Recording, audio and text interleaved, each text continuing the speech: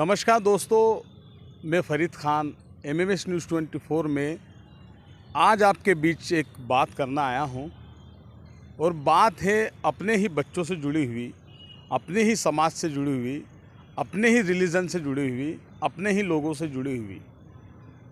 ये बात मैं इसलिए कर रहा हूं क्योंकि अभी जुलाई का महीना चल रहा है और जून से स्कूल लगभग शुरू हो चुके हैं।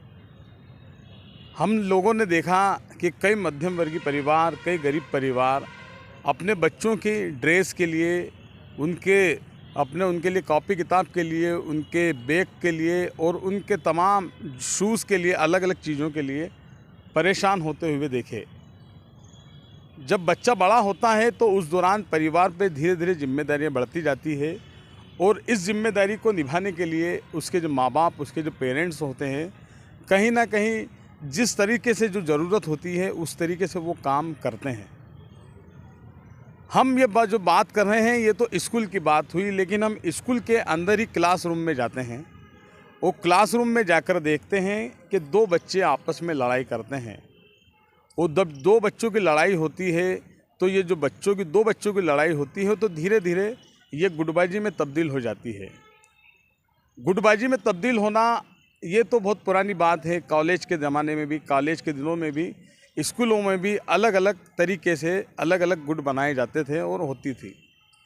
लेकिन आज इस लड़ाई को अलग रूप देने की कोशिश बच्चों के द्वारा, उनके जो कुछ लोग उनके जो दिमाग वॉश करते हैं और जो लोग वेब सीरीज़ देखते हैं, जो बच्चे, और जो अलग अलग सोशल मीडिया पर पेज बनाकर अपने तरीके से एक गुट बनाकर इस तरह के काम को देखकर और अपने द्वारा अंजाम दे जाने कि ये लोग लत लगाने की कोशिश कर रहे हैं। लेकिन इस लत के लिए जिम्मेदार कौन है? हमने देखा, बचपन में भी देखा, हम लोगों ने खुद देखा, मैंने भी देखा कि हमारे घनश्याम काका हमें कुछ अगर हम करते थे गलत तो हमें डांट दिया करते थे। तो वहीं दूसरी ओर गफ्फार चाचा भी हमें एक थप्पड़ा लगा दिया करते थे।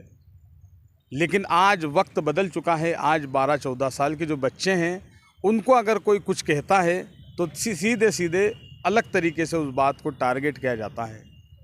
लेकिन यहाँ पर बात ये हो रही है कि क्या स्कूल में इस तरीके का माहौल बनाना या स्कूल से बाहर निकलकर सोशल मीडिया के इस युग में जो लोग बच्चे हमारे सोशल मीडिया पर जुड़े हुए हैं, क्या इस तरह के माहौल को क्रिएट करना परिवार की जिम्मेदारी नहीं है? क्या परिवार के जागरूक लोगों की जिम्मेदारी नहीं है? क्या समाज के जो जिम्मेदार लोग हैं वो ये बात नहीं समझ रहे हैं कि आने वाली नस्लों पर इस चीज़ का प्रभाव क्या पड़ेगा? आज जब छोटा बच्चा है, जब वो घर में, सब लोगों को पता होता है कि हमारा बच्चा सिगरेट पीकर आ रहा है, 12-15 साल का बच्चा, लेकिन परिवार के लोग उस बात पर ध्यान नहीं देते हैं। उनका ध्यान अलग अलग चीज़ों पर जाता है।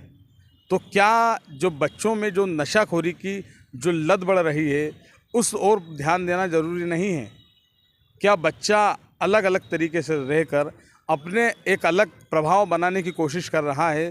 तो क्या प्रभाव होना एक अलग चीज़ है, लेकिन जब उसका पढ़ाई के इतर अलग चीज़ों में ध्यान जाता है तो उस ओर जाने से उसे रोकने की जिम्मेदारी परिवार की या अन्य लोगों की नहीं है।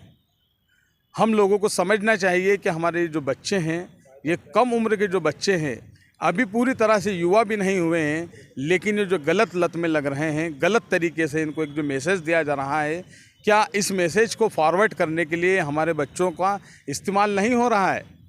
क्या इस इस्तेमाल होते हुए हमारे बच्चों को रोकने की जिम्मेदारी किनकी है? हम लोगों को समझना चाहिए, जानना चाहिए, ये सब जिम्मेदारी उन माँ बाप की है, उन पेरेंट्स की है, उन टीचर की है, समाज के उन जिम्मेदारों की है जो समाज का एक तबका लेकर चलते हैं और एक हक परस्ती की बात करते हैं। हम आगे भी आप लोगों से किसी न किसी विषय में ज़रूर मुलाकात करेंगे, बात करेंगे। आप अपनी राय हमें ज़रूर दीजिए। नमस्कार।